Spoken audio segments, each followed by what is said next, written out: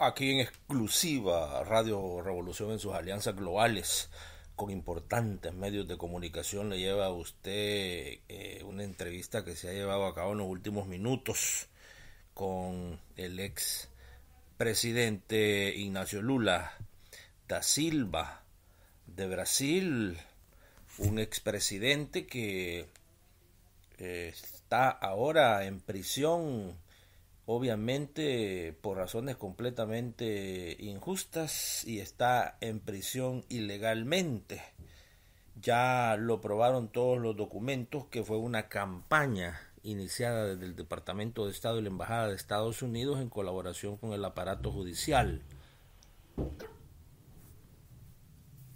para poner en prisión a alguien que, de acuerdo a las encuestas en aquellas elecciones presidenciales, iba a ser el presidente.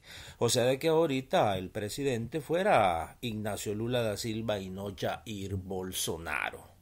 No se estuviera quemando el Amazonas, no se le hubiera dado gran parte de Brasil al Comando Sur, las grandes corporaciones multinacionales no hubieran entrado como acaban de entrar a Brasil, la pobreza en Brasil siguiera disminuyendo como lo hacía en los tiempos de Lula.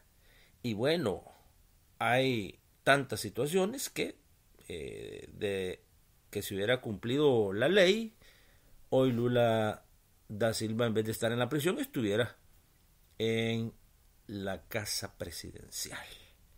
Así es como se está manejando esta situación, y ahora tienen ustedes nada más ni nada menos que al propio Lula da Silva dándonos la versión propia, verdadera y legal del por qué lo aprisionó el sistema, obviamente en alianza con el gobierno de Estados Unidos de América.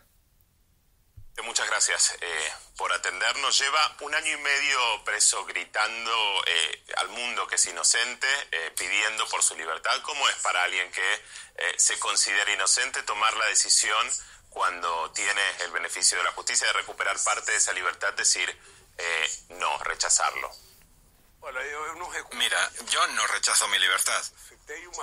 Si hay algo que quiero en la vida, es irme a mi casa a vivir con mis hijos, a vivir con mi familia.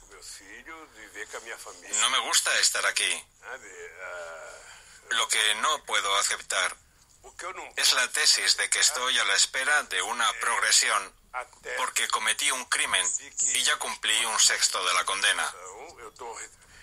Quiero salir de aquí con mi inocencia 100% comprobada. Quiero que aquellos que mintieron al pueblo brasileño se sometan al juicio del pueblo como me estoy sometiendo yo. Yo no estoy desafiando a la justicia. Estoy desafiando a un juez que mintió en mi juicio, que era Moro. Un procurador que mintió en la acusación y los que dijeron mentiras en la investigación. Es por eso que reivindico irme de aquí con mi inocencia. Entré aquí con la cabeza en alto. Podría no haber estado aquí. Podría haberme ido a otro país y no fui. Y quiero salir de aquí con la cabeza en alto. Mi actitud de no aceptar la progresión es una actitud defendida porque tengo derecho a decir que no quiero la progresión. En el momento que yo acepto la progresión, estoy aceptando la idea de que he cometido un crimen y por lo tanto me estoy beneficiando. Pero yo no quiero eso, no cometí ningún crimen. Quien lo cometió fue quien me condenó. Y espero que se haga justicia en este país, por lo que estamos recurriendo a todas las instancias necesarias para que se lea la investigación, para que se puedan analizar las acusaciones y la defensa, para que yo salga de aquí libre como un pajarito. Presidente, El presidente Bolsonaro dijo recientemente que él no va a interferir si usted quiere rechazar la progresión de la pena, pero hay especulaciones con que quizá la jueza Levos pueda decidir forzarlo a cumplir ese régimen semiabierto. En ese caso, ¿cuál sería la estrategia de la defensa?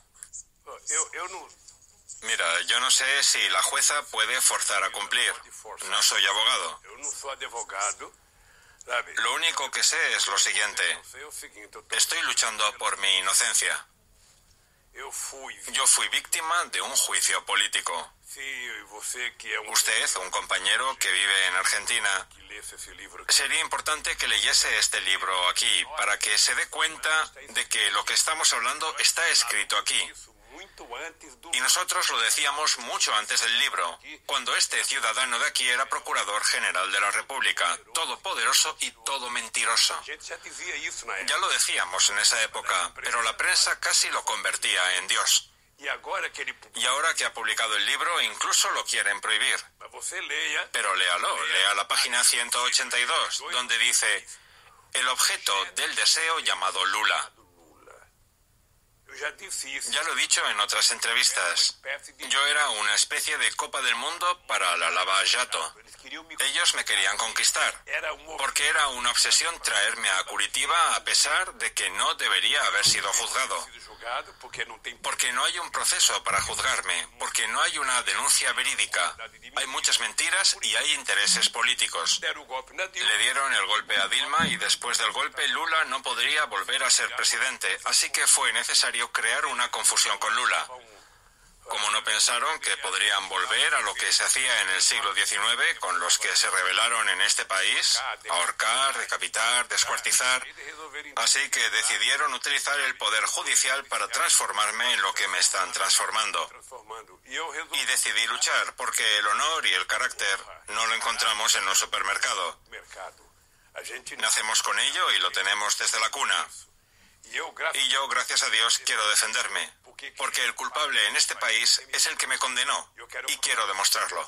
Presidente, recién mencionaba el golpe a la presidenta Dilma Rousseff. Así se refirió por primera vez públicamente hace poco tiempo también Michel Temer. Y él dijo algo más. Dijo que si usted hubiera asumido en el gobierno de Dilma, ese golpe no hubiera sucedido. Ahora, usted no asumió como ministro porque la Corte Suprema se lo impidió en ese momento. ¿Usted todavía confía en que ese mismo tribunal recuse finalmente la investigación de Sergio Moro? Hola. Mira, hoy, analizando lo que sucedió en aquel momento, puedo decirle que tal vez si Dilma hubiese insistido y mantenido el nombramiento, porque no es la Corte Suprema la que nombra a un ministro, es el presidente de la República. Pero también es importante saber qué información tenía el ministro al tomar su decisión.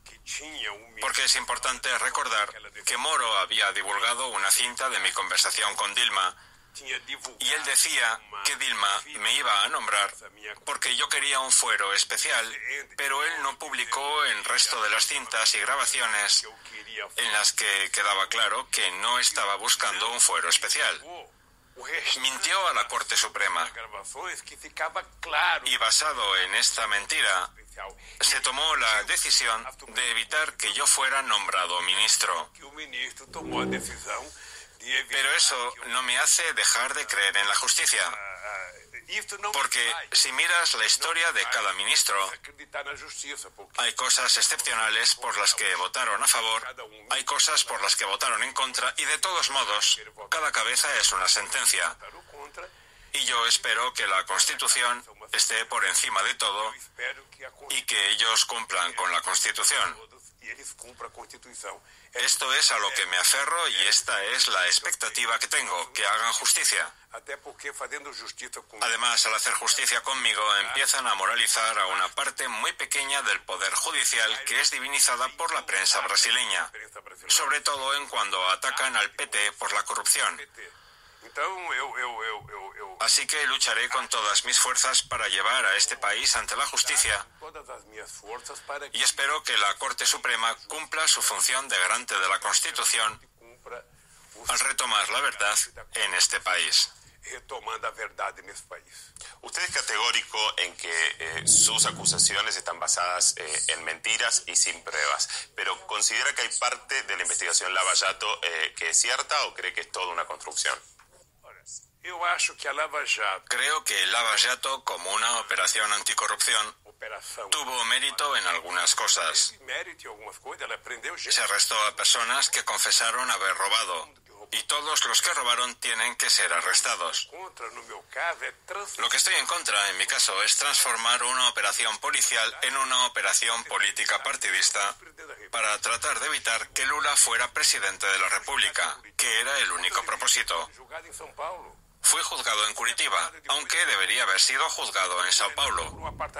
Me acusaron de cosas que no hice. Estoy condenado por un apartamento que no es mío. He sido condenado en primera instancia por una casa de campo que saben que no es mía porque conocen al propietario, conocen la documentación y saben que no es mía. Pero resulta que dijeron una mentira tan grande para llevar mi proceso a Curitiba que no dejaron una ruta de escape para salir. La pregunta que les hago es, después de 80 portadas de revistas, cientos de horas en la televisión, miles de portadas que dicen que Lula era corrupto, ¿cómo van a disculparse ahora con el pueblo brasileño y decir, lo siento? Y eso es lo único que interesa. No quiero aceptar la progresión de la condena. Quiero que se disculpen con el pueblo brasileño, que es la gran víctima. Quiero que se disculpen con los millones de desempleados. Quiero que se disculpen con mi familia. No soy yo quien necesita disculpas. Ya estoy endurecido en la vida. Pero que ellos pidan disculpas a mi familia. Irrumpieron innecesariamente en la casa de mis hijos. ¿Crees que me quedaré callado? Si alguien roba algo, va a la cárcel. Si alguien ha robado y quiere denunciarlo para obtener la mitad del robo, como hay muchos que lo hicieron, que lo hagan. Me gustaría hacer un informe en contra de Moro y Dallagnol, pero nadie lo quiere. A ver si hago el informe a la ONU. Si alguna vez me dejan ir y hacer el informe. Porque cuando critico a Moro no critico el Poder Judicial, sino que lo critico a él personalmente. Él y cualquiera que actúe como él actúa. Un juez no puede ser rehén de la prensa. Un juez debe ser rehén de la ley y la verdad. Él solo tiene como instrumento para absolver o condenar a una persona los autos del proceso y debe tener prueba de acusación y prueba de defensa. Y solo basado en esto se tiene que votar. Y ellos mintieron sobre mí. Mintió el Ministerio Fiscal, que después de mucho enseñar el PowerPoint dijo que solo tenía su convicción, y mintió Moro al decir ¿qué crimen cometió? Lo pondré aquí, hecho indeterminado. ¿Y yo me tengo que quedar callado? No, no me quedaré callado. Presidente, el Senado está avanzando ahora con la reforma previsional que es fuertemente resistida por los sectores de trabajadores en Brasil. ¿Qué consideraciones tiene que hacer al respecto? Estaba leyendo un artículo que le recomiendo leer y tal vez difundir. El artículo de un politólogo muy importante llamado José Luis Fiori. Escribió este artículo sobre lo que sucedió en Rusia después de la caída del muro de Berlín. Cómo fue desmontada Rusia, cómo se desmontó a las Fuerzas Armadas, el poder bélico de Rusia, las empresas estatales. Todo se vendió y Rusia tuvo serios problemas. El PIB cayó en más del 50%.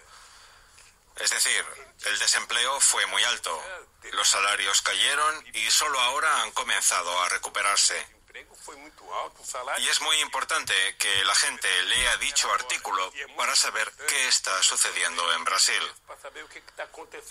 Este gobierno hasta ahora en Brasil no ha dicho la palabra producir, la palabra crecimiento, la palabra distribución de la renta, la palabra aumento de sueldo. Nada de eso existe. Lo único que existe es una reforma para reducir el déficit fiscal porque necesita reunir 1 billón. Pero no dicen por qué es 1 billón y vender a todas las empresas públicas. Hasta ahora este país está sosteniendo por las reservas que ha creado el PT de 387.000 millones de dólares. Esto es lo que garantiza que Brasil sobreviva hasta ahora. Están vendiendo empresas públicas, están vendiendo Petrobras, están vendiendo nuestro presal.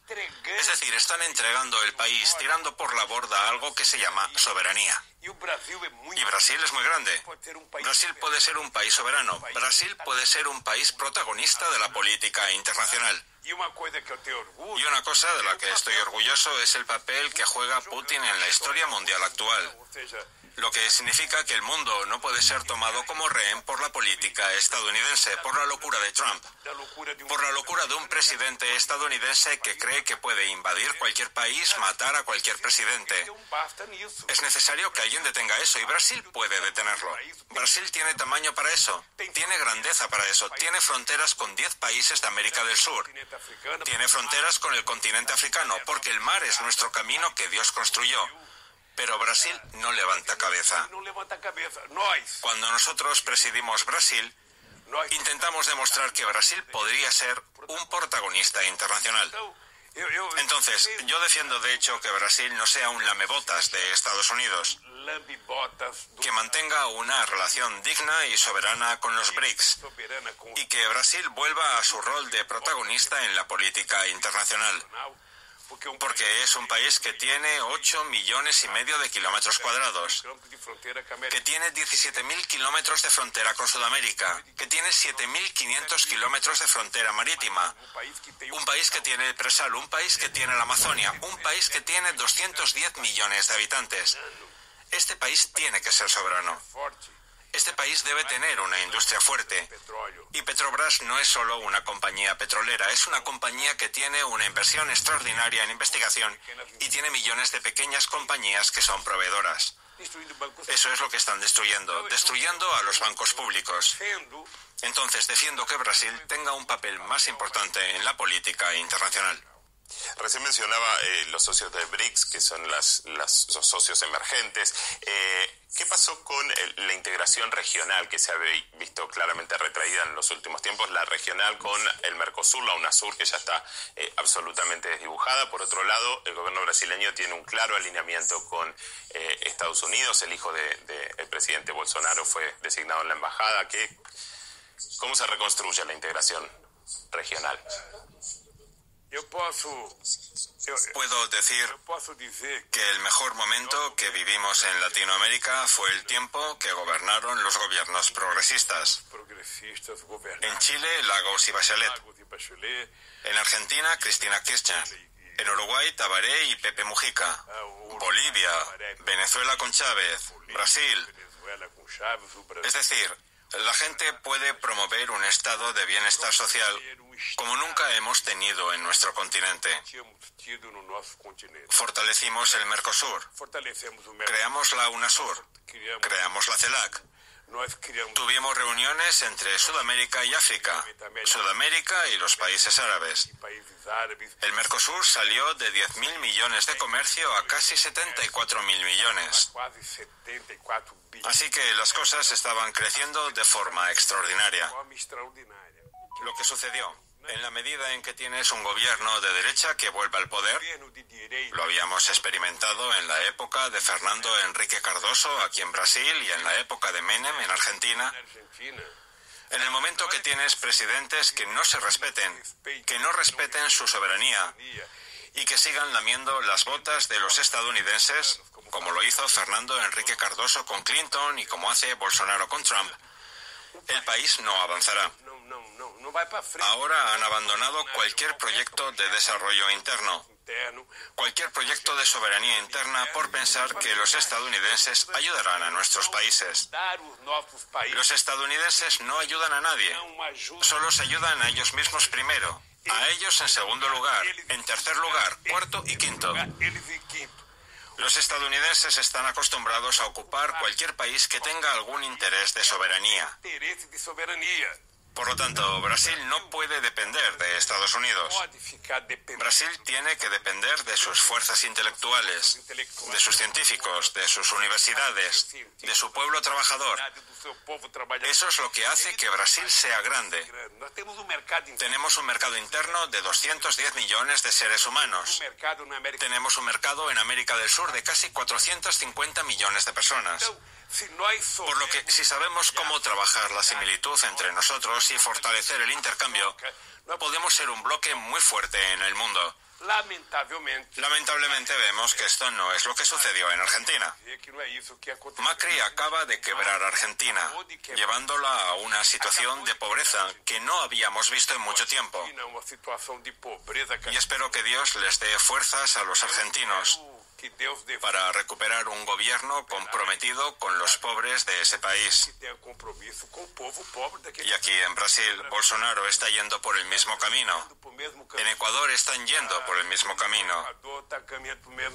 Así que la sociedad brasileña necesita tener en cuenta que Brasil solo crecerá, solo se desarrollará y solo será un país justo cuando tengamos una política de desarrollo basada en nuestra capacidad científica y tecnológica para crear una industria fuerte.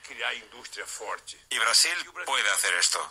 Hablemos un poco de las elecciones en Argentina, porque usted dijo que una de las razones por las cuales ganó Bolsonaro en 2018 tuvo que ver con una falta de sensibilidad de la izquierda para hacer alianzas.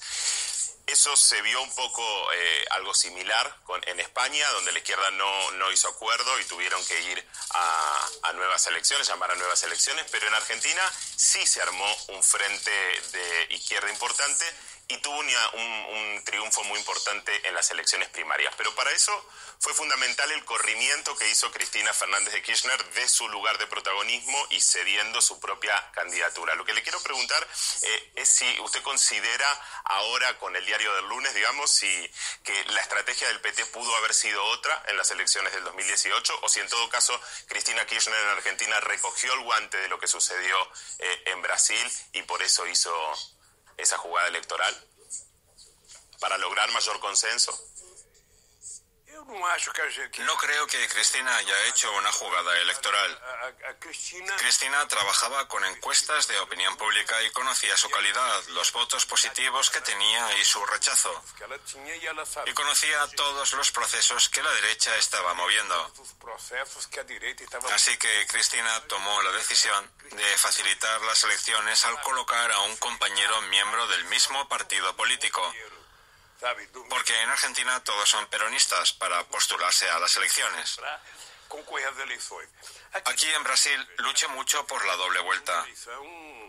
En la primera vuelta todos pueden ser candidatos y en la segunda vuelta se unen.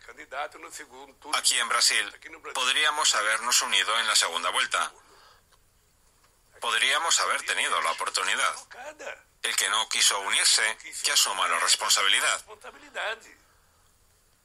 No se puede evitar que un partido tenga un candidato si hay dos vueltas en las elecciones. Uno compite con su propia candidatura en la primera vuelta y en la segunda vuelta el que más votos tuvo es apoyado por los demás. ¿Cuántas veces me ha pasado esto? No gané ninguna elección en la primera vuelta. Fui a la segunda vuelta en el 89, el 94, el 98, en el 2002, 2006, 2010, 2014. Todo ha sido en la segunda vuelta de las elecciones. Y ganamos en la segunda vuelta. Entonces, la segunda vuelta existe para que hagas alianzas. Ahora, aquellos que no quisieron hacer una alianza no pueden culpar al partido más votado. En todo caso, porque ahora la gente quiere culpar al PT cuando, de hecho, el PT tenía un candidato que casi ganó las elecciones y que, si tuviera el apoyo de todos los demás, podría haber ganado las elecciones. Así que no hay problema. En Brasil tenemos experiencia con la doble vuelta desde 1989 y siempre tuvimos éxito. Sucede que el Partido de los Trabajadores, el PT, es el partido de izquierda más grande de América Latina.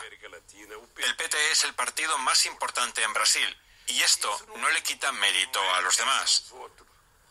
Es porque el Partido de los Trabajadores tiene más historia, porque tiene más vínculos, tiene más gente y más votos. Las personas no pueden creer que el PT, por el hecho de ser grande, se autoanule. No es posible. Pero el Partido de los Trabajadores hace alianzas. Si observas las relaciones en los estados, te darás cuenta de que hacemos muchas alianzas políticas cuando es necesario. Y creemos que se pueden hacer en el 2020, se pueden hacer en el 2022. Ahora sigo esperando en Argentina que ganen las elecciones. Presidente, Alberto Fernández estuvo aquí en la cárcel de Curitiba visitándolo. Habló con él sobre la situación de Venezuela. El candidato argentino tiene una preocupación que ha declarado sobre, por ejemplo, el informe de la Secretaria de Derechos Humanos de Naciones Unidas, de Michelle Bachelet, en Venezuela, y al mismo tiempo es muy categórico en condenar la injerencia extranjera, sobre todo Estados Unidos. ¿Ahí usted coincide con esta visión? ¿Cuál es su visión sobre el asunto? Es que son dos cosas totalmente distintas. Una cosa es que no estés obligado a defender las políticas que puso en práctica el presidente Maduro. Eso es una cosa. La otra cosa es que uno no está obligado a aceptar la injerencia externa dentro de un país soberano. Entonces, por mi parte, no estoy de acuerdo con la intromisión estadounidense, la intromisión brasileña, la intromisión colombiana, cualquiera que sea la intromisión, tratando de gobernar un país soberano, inventando un candidato, inventando una mentira como Guaidó. Estoy totalmente en contra de eso. Esa es una cosa que creo que todo país democrático debe asumir. La otra cosa es que quien es amigo de Venezuela necesita hablar con Maduro y discutir con él, porque es importante. Lo digo porque en el 2003, cuando yo solo llevaba 20 días de presidente, creé el grupo de amigos para ayudar a Chávez con el tema del referéndum, y lo logramos. Con la participación de Estados Unidos, con la participación de España, de Aznar, que había sido el único presidente en aceptar el golpe, y pudimos crear las condiciones políticas para tener un referéndum en Venezuela. Entonces, lo que hace falta es que haya más personas que quieran la paz y menos personas que quieran la guerra. Brasil, tal como está, no tiene autoridad moral para entrometerse en Venezuela. Brasil debería tener un interés fronterizo con Venezuela, porque hubo un momento en que tuvimos un superávit de casi 4.000 millones de dólares con Venezuela. Lo que nos preocupó, porque la buena política de comercio exterior es la de un camino de doble sentido. Usted compra y vende para que haya equilibrio. Entonces, Brasil, aquí en América del Sur, debe ser un promotor de la paz, del progreso, del desarrollo y de la soberanía. Brasil no puede estar del lado de uno o de otro. Le quiero preguntar por la Amazonia, porque más allá de cómo se ha gestionado la última crisis, que ha sido algo muy criticado, hay una realidad que es que los científicos dicen que se llega a esta situación luego de décadas de desinterés de la mayoría de los gobiernos del mundo. ¿Cree que tendría que pasar a ser un tema prioritario en la agenda de Brasil, teniendo en cuenta justamente la importancia que tiene la Amazonia para el mundo? ¿Haría las cosas de otra manera? ¿Le daría más importancia si estuviera en el gobierno nuevamente? No se trata de si haría las cosas de manera diferente. Nosotros lo hicimos de manera diferente. Por cierto, leí un artículo de una entrevista de la exministra Marina Silva, que ya no está en el PT, donde cuenta que en nuestro gobierno redujimos la deforestación en más del 83%. Si toma el informe, se dará cuenta de que durante el mandato del PT, excepto los primeros 2 años, cuando no había nada que hacer y tuvimos que reunir todo para empezar el control, hicimos un compromiso que ya habíamos cumplido de reducir las emisiones de gases de efecto invernadero en un 80%. Puede hablar con la exministra Isabela, el exministro Mink, la exministra Marina, de que Brasil era un modelo para los demás países, tanto en la reunión COP15 que tuvimos en Copenhague como en la reunión de París. Entonces, mire, debemos tener claro que la Amazonia es territorio brasileño, que Brasil es soberano sobre la Amazonia y es Brasil quien va a decidir qué hacer en Amazonia. Punto. No se discute. Lo que Brasil tiene que entender es que nuestra incapacidad científica Nuestra incapacidad financiera para cuidar ese ecosistema y esa biodiversidad con el cuidado que la humanidad necesita que tengamos no nos dispensa de recibir apoyo.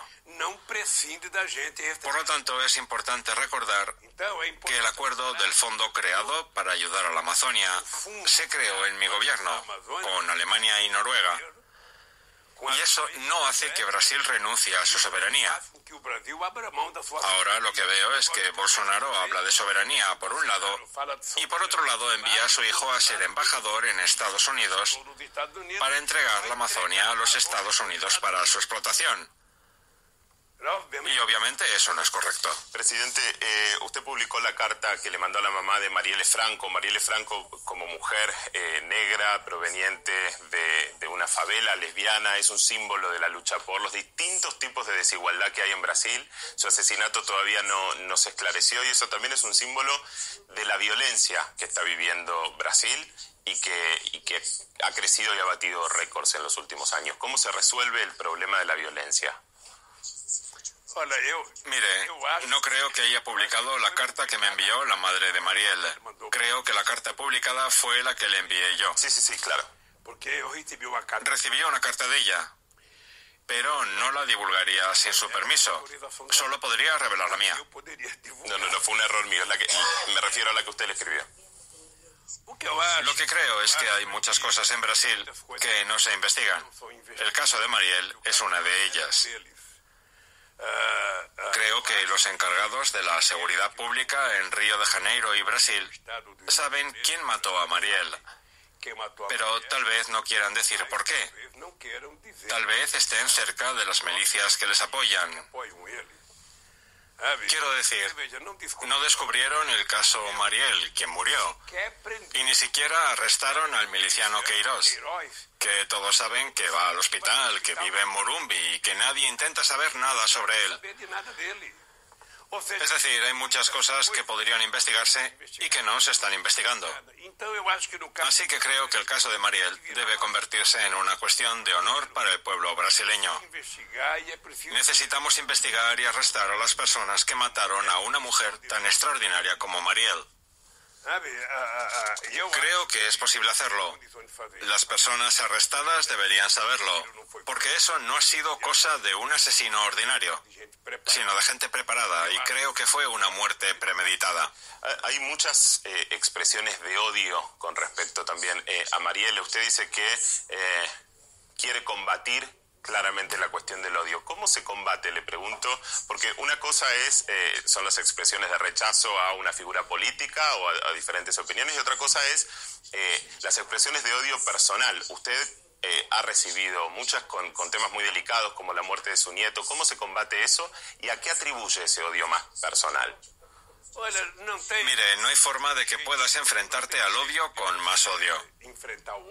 El odio se enfrenta con amor, con humanismo, con amabilidad y solidaridad. Así es como se enfrenta el odio.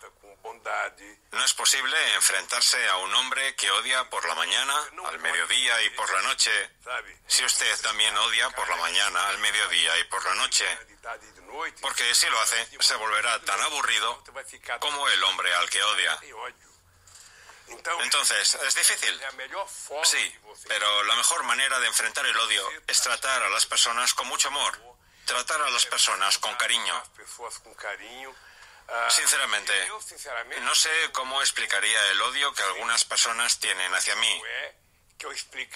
No sé cómo lo explicaría, porque fui el presidente de la República que dejó la presidencia con el 87% de bueno y muy bueno en las encuestas, con un 10% de regular y un 3% de malo y pésimo. La única explicación que encuentro por el odio generalizado contra mí es que hemos hecho que las personas más humildes de este país subieran un grado en la escala social. Cuidas mejor a las personas negras, cuidas mejor a las mujeres, cuidas mejor a las personas trabajadoras, cuidas mejor a los campesinos, pones más gente en la universidad, pones más comida en la mesa, pones más salud, más salario en los bolsillos de la gente, Creo que esto debe haber creado el odio. Es la única explicación. No veo otra explicación. Sin embargo, no puedo tener odio. Y cuando las expresiones de odio vienen de esos mismos sectores que se vieron favorecidos y que formaban parte de ese 86% que lo apoyaba cuando dejó el gobierno, ¿qué pasó ahí? Mire, tenemos que... Esto va para todos. No se trata el odio con odio. El odio se trata con amor. Le demuestras a la persona que eres mejor que ella, siendo más respetuoso que ella, siendo más humanista que ella, siendo más solidario que ella. Así es como se educa, sin enojarte. Así es como pienso y así es como trato de construir. Y es por eso que estoy en esta lucha aquí. No crea que odio a Moro y a Dallagnol. Yo creo que ellos duermen peor que yo. Porque siempre digo que hay 4 personas que saben que soy inocente. Dios, yo, Moro y Dallagnol. Y el jefe de policía que hizo la investigación. Él sabe que soy inocente. Entonces ellos saben que mintieron. Y si mintieron, tienen un cargo de conciencia, por lo que no deben dormir bien por la noche. Y como dijeron una mentira muy grande y no pueden cambiar su postura, tomo yo la postura de tratar de demostrar mi inocencia a toda costa. Creo que habrá justicia en este país, siempre y cuando las personas se den cuenta de que la mentira no puede prevalecer y que la Corte Suprema de Brasil, como institución garante de nuestra Constitución, permitirá que las cosas vuelvan a funcionar normalmente y no dejará que la mentira prevalezca sobre la verdad. Presidente, quiero volver, nos quedan unos minutos al panorama regional. Hay elecciones en Bolivia pronto y en la Argentina. Incluso si ganan Evo Morales y Alberto Fernández, que las encuestas le dan un buen panorama, asumirían en un escenario muy diferente al de hace una década. ¿Qué panorama ve usted para la región? ¿Cree que se puede volver a construir una integración regional como la que había? Creo que es posible crear una integración regional nuevamente. Creo que nosotros en la izquierda hemos aprendido que para que uno pueda consolidar instituciones democráticas y bilaterales fuertes, debe tener instituciones fuertes. No puede ser algo personal, no puede basarse en la jactancia. Es decir, tenemos que crear instituciones que garanticen las cosas que queremos crear. Yo así lo creo.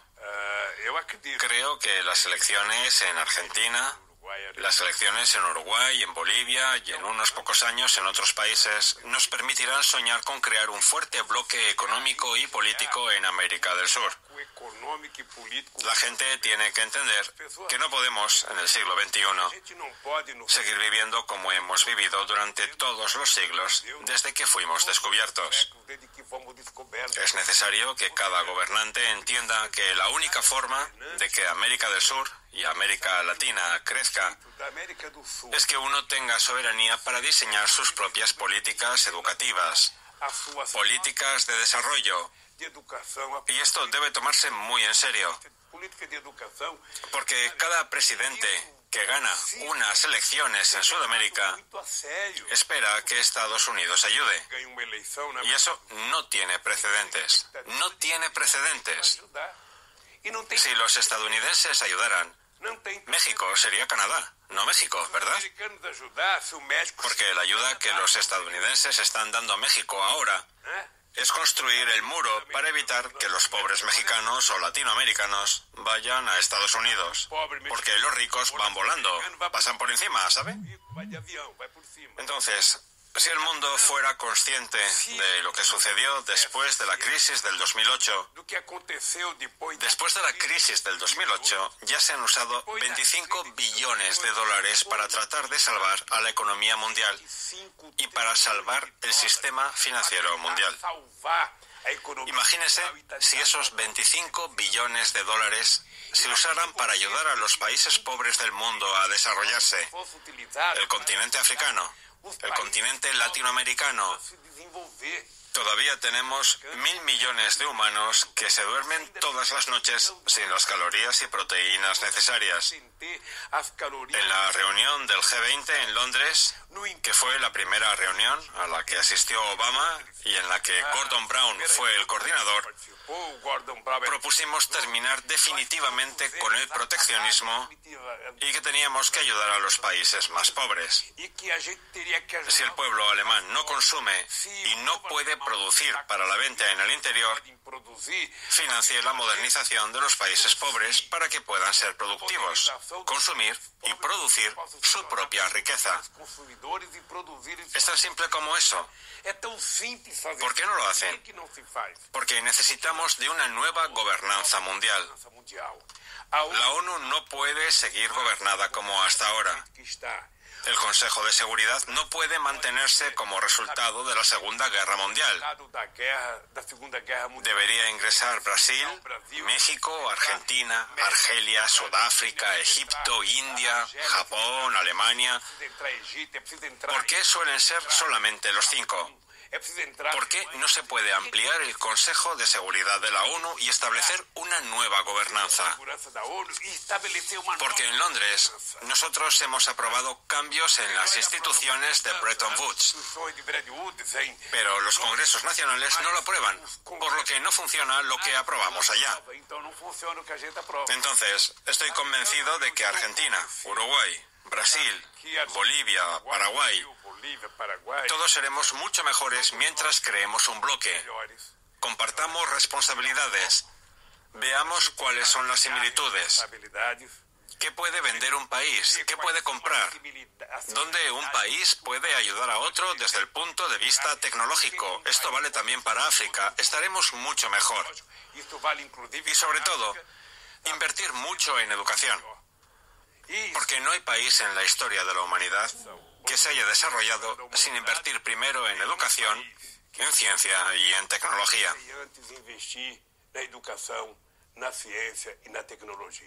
Presidente, hay una crisis muy importante ahora en Perú. No sé si ha tenido oportunidad de seguirla y qué consideraciones tiene sobre lo que se está viviendo en ese país. Creo que Perú está viviendo lo mismo que vive en otros países de América del Sur. Son nuevos tipos de golpes de Estado que aparecen cada día. Es decir, no es la primera vez que el presidente de la República trata de cerrar el Congreso Nacional. Ahora vemos en Londres que el primer ministro, debido al fracaso de su intento de negociar con la Unión Europea, encuentra como respuesta el cierre del Congreso inglés. Perú intenta encontrar una solución cerrando el Congreso peruano. Aquí Radio Revolución en directo y en vivo con Lula da Silva. Esa era la primera parte que le va a transmitir en directo Radio Revolución. Aquí Lula da Silva desde la prisión, dirigiéndose al pueblo brasileño, al pueblo latinoamericano y a los pueblos del mundo, y dándole el mensaje de la verdad a todos y el por qué pasó eso en Brasil con él. Y esto se llama judicialización. Es algo que no solamente se está dando en Brasil. Recuerden ustedes que en Paraguay al presidente Lugo también lo judicializaron, lo metieron preso. En Venezuela al presidente Hugo Chávez lo asesinaron. En Argentina los Kirchner, al presidente también lo asesinaron. En Bolivia en varias ocasiones han tratado de asesinar a Evo Morales, no han podido. En Ecuador ya expulsaron a Rafael Correa. Rafael Correa se encuentra en Europa y está amenazado a que regrese, lo asesinan, ya sea políticamente o físicamente. Y así la lista de presidentes. Así la lista de presidentes identificados con el centroizquierdismo que están judicializados, son obligados a salirse de sus países o los meten presos. En El Salvador, Mauricio Funes. primer presidente de la izquierda que llegó a la casa presidencial en ese país, hoy se encuentra fuera de El Salvador.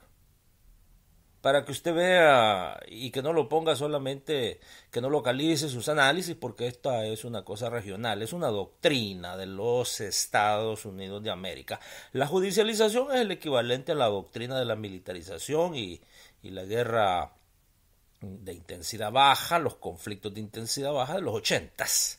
Esta es la nueva doctrina de los Estados Unidos de América, que han decidido arriesgar la intervención en América Latina, pero no tienen fondos, entonces lo hacen de una manera más económica, y eso se llama judicialización. Siga entonces con su radio.